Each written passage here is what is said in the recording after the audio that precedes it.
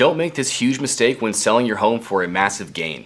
So if you're someone who has over $1 million in equity, for example, something that you may have overlooked is capital gains tax when you're selling your property. A lot of people that I've talked to, like about my mom's age, they think that if you were to liquidate your asset and then put all that money into a different asset, a different house, then that would not be taxed. And that is not true. That was actually true before 1998 when the tax code changed. Now how it works is that you can't do that except for a 1031 exchange. By the way, totally different conversation. We're talking about primary residence. You lived in this house, you're gonna live in this house. So no 1031 exchanges here. But prior to 1998, that was correct. Now there's a different code, and that is that you have $250,000 of an exemption from selling, and then $500,000 if you're a married couple.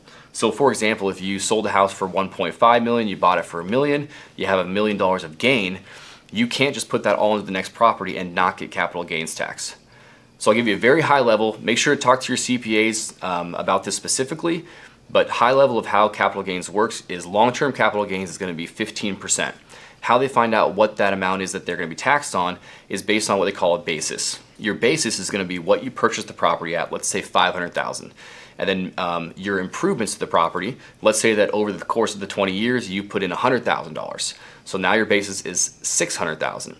And then you have your sale price, let's say $1.5 million, and then you can back out all of your expenses and costs related to that sale, closing costs, real estate commissions, all that stuff. Maybe it was $100,000, so that brings it down to 1.4, and then your basis of 600, and so you minus those together, that's what your gain was, that's what you pay your 15% on.